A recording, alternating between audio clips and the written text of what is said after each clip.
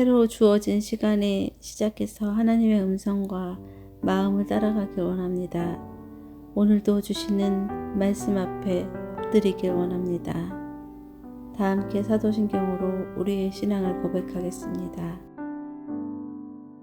전능하사 천지를 만드신 하나님 아버지를 내가 믿사오며 그 외아들 우리 주 예수 그리스도를 믿사오니 이는 성령으로 잉태하사 동정녀 마리아에게 나시고 본디오 빌라도에게 고난을 받으사 십자가에 못 박혀 죽으시고 장사한 지 사흘 만에 죽은 자 가운데서 다시 살아나시며 하늘에 오르사 전능하신 하나님 우편에 앉아 계시다가 저리로서 산자와 죽은 자를 심판하러 오시리라.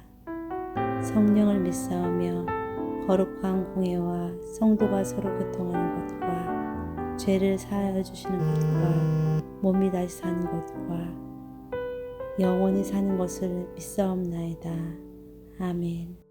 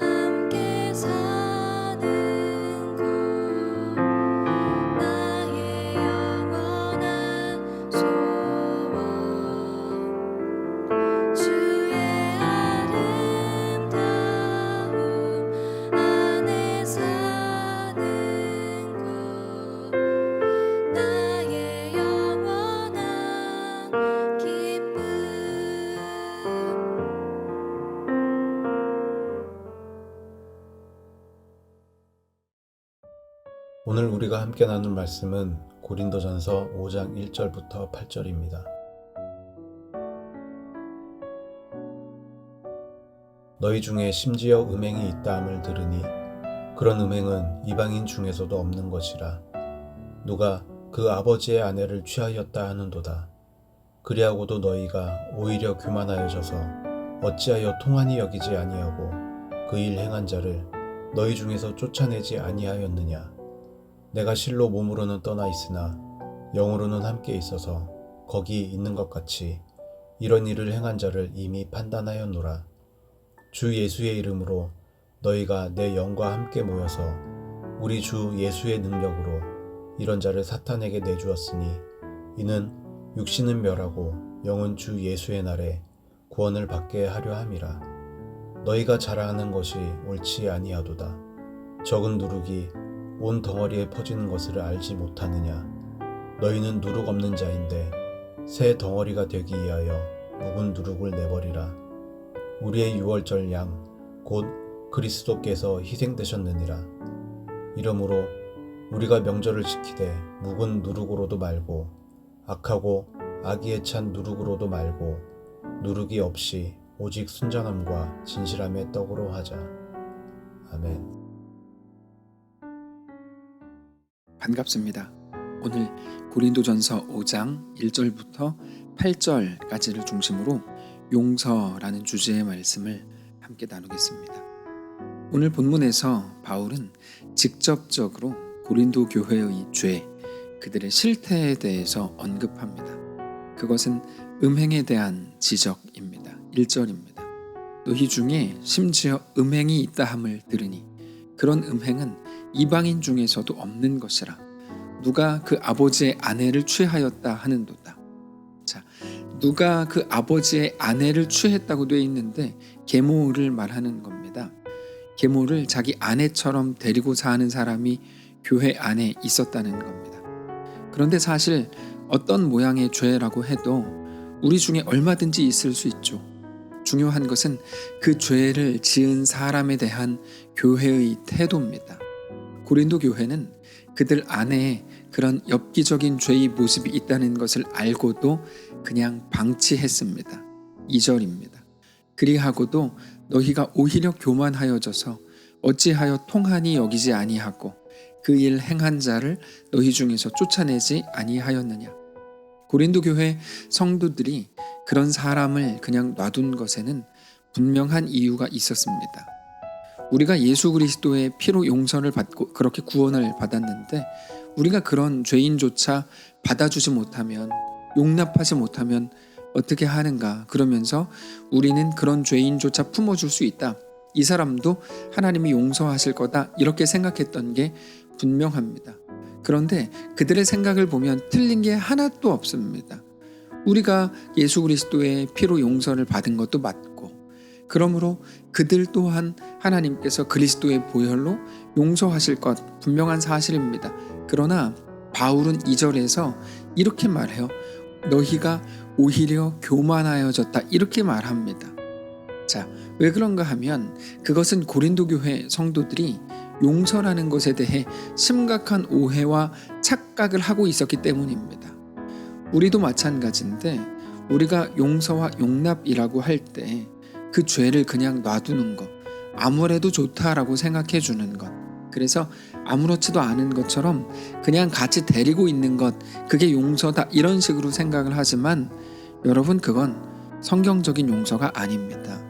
하나님의 용서를 생각을 해보면 우리가 진짜 용서가 무엇인지 확인할 수 있는데, 하나님께서는 누구에게도 죄를 그냥 두고 보시지 않습니다. 그러면 하나님은 어떻게 하실까요? 죄를 반드시 씻으십니다. 우리가 어린아이가 밖에서 놀다가 더러운 것을 많이 묻히고 돌아와요. 그러면 야, 너는 내 아들이다, 나도 옛날에 더럽게 놀았다, 네가 더럽지만 나는 괜찮다, 그렇게 하고 그냥 와서 밥 먹어라, 자 그냥 자라, 이렇게 하지 않습니다. 물에 몸을 불려서 수세미로 박박 씻어냅니다. 소중한 거는 그 아이이지 그 아이의 몸에 묻은 때가 아니기 때문입니다. 그래서 그 아이를 사랑하는 방법은 아이의 때를 밀어주는 겁니다. 더러운 것을 씻어주는 거죠. 그 과정이 어떻게 쉽겠습니까? 아이가 씻기 싫다고 막 소리를 지르고 엉엉 울어도 아이를 소중하게 여기기 때문에 아이를 씻어주는 거죠. 그런데 고린도 교회는 그 부분에 대해서 오해를 하고 있었던 겁니다. 너가 사랑스러우니 네가 가진 때도 사랑스럽다, 이건 말도 안 되는 태도입니다. 그래서 바울은 그 부분에 대해서 아주 강력하게 경고합니다. 어떻게 하라는 거죠? 어떻게 하는 게 그 성도를 주 안에서 사랑하는 방법이라는 겁니까? 내쫓으라는 겁니다. 그게 그 성도를 성령 안에서 사랑하는 방법이라는 거야. 그래서 바울이 왜 안 내쫓고 그대로 있냐, 이 부분에 대해서 답답해하고 있는 겁니다. 참 무섭죠. 바울의 처방이 놀랍습니까? 그런데 사실입니다. 성경이 그렇게까지 말씀하시는 이유는 그의 영혼을 사랑하기 때문입니다. 사람들이 이해하고 품어준다고 해서 그 사람이 스스로 나 잘하고 있구나, 나 이거 괜찮은 거구나 라고 생각하기 때문에 그때는 영혼이 깨끗해질 수가 없거든요. 그러나 만일에 고린도 교회가 그 사람을 내쫓는다면 당연히 충격을 받겠죠. 상처받을 겁니다. 그러나 여러분, 상처를 두려워하지 마십시오. 상처는 그의 영혼을 절대로 죽이지 못합니다. 오히려 생각 없는 용납, 생각 없는 공감이 그를 죽일 뿐입니다. 그런데 지금 시대는 심리학이 신앙을 집어삼키려고 하는 시대이기 때문에 마치 교회 안에서도 심리학적인 어떤 처방들이 난무하고 있지만 그건 절대로 옳은 처방이 아닙니다. 우리는 눈에 보이는 그 사람의 감정과 그 사람의 기분을 배려하느라 그의 영혼이 죽어가는 것도 모르고 있었는지도 모릅니다. 그러나 하나님은 그의 기분이나 그의 감정이 아니라 그의 영혼을 살리실 작정입니다. 그래서 이렇게 말하죠. 4절입니다. 주 예수의 이름으로 너희가 내 영과 함께 모여서 우리 주 예수의 능력으로 이런 자를 사탄에게 내주었으니, 이렇게 말하죠. 주 예수의 이름으로 함께 모여서 주 예수의 능력으로 이런 자를 사탄에게 내준대요. 이는 육신은 멸하고 영은 주 예수의 날에 구원을 받게 하려 함이라. 여기에 나오는 육신은 멸하고 바로 그것이 교회에서 쫓겨나면 그가 심각한 상처를 받게 되겠죠. 그 얘기입니다. 그러나 그렇게 되는 한이 있더라도 그것을 통해서 그가 깨닫고 돌이켜서 주께 회개하게 된다면 그거야말로 그의 영혼을 살리는 길이라는 거죠. 여러분, 무엇이 진정한 회복일까요? 그거는 이 땅에서 확인할 수 있는 게 아닙니다. 바울의 말처럼 하면 그 사람은 어쩌면 평생 죽을 때까지 상처받은 자로 살아가게 될지도 모릅니다. 여기 이 교회에서 상처받았어. 평생을 그렇게 떠돌아다닐지도 몰라요. 그러나 정말 그렇다고 해도 그것을 통해 그가 다시 한번 생각을 하고 내가 예전에 왜 그랬지? 그러면서 후회를 하고 그것을 통해 하나님께 나아가서 그의 영혼이 씻기고 하나님 앞에 온전한 성도로 세워진다면 이 땅에서의 상처로 인해 결국 오히려 영혼이 구원을 얻는 거죠. 그게 바로 용서라는 겁니다. 하나님이 이끄시는 방식입니다. 그러니까 어떻게 보면 전혀 품어주지 않는 것처럼 보일 수 있는 거예요. 그러나 품어줌, 공감, 이해, 용납 이런 것들이 자주 한 사람을 망치고 오히려 그 영혼을 죽일 때가 훨씬 많다는 것을 우리는 자주 느낍니다. 공감하면서 그러나 같이 죽는 것은 절대로 하나님의 방식이 아닙니다. 하나님은 반드시 살리시는 방식으로 우리를 대하신다는 것을 기억해야 합니다. 심지어 그 사람이 그 순간에 상처를 입는다고 해도 그것을 통해서도 하나님은 그를 살리시는 겁니다. 그런데 그것은 단지 그 한 사람만을 위한 것은 아닙니다. 함께 있는 공동체를 위해서도 그렇게 하시는 겁니다. 생각 없이 한 사람을 그저 용납하고 이해하고 공감하는 중에 그 사람의 죄의 모습이 당연한 것으로 인식돼서 그런 사람이 공동체 내에 또 발생할 수가 있는데 적은 누룩이 온 덩어리에 퍼지는 것처럼 그런 식으로 죄가 퍼져서 공동체를 망가뜨리는 것을 하나님께서 막으신다는 겁니다. 6절입니다. 너희가 자랑하는 것이 옳지 아니하도다. 뭐를 자랑하죠? 야, 우리는 이런 사람도 품어줘. 이게 이제 자기들의 자랑이 됐다는 건데요. 그것 때문에 같이 죽어가는지도 모르고 있었다는 거죠. 그런데 그 자랑이 옳지 않다. 적은 누룩이 온 덩어리에 퍼지는 것을 알지 못하느냐. 오직 하나님께서 그래서 예수 그리스도를 십자가에 내어주심으로 우리의 모든 죄를 씻으신 거죠. 피 흘림이 없이는 죄사함이 없기 때문입니다. 예수님의 죽으심이 온 인류를 생명으로 이끄셨습니다. 7절입니다.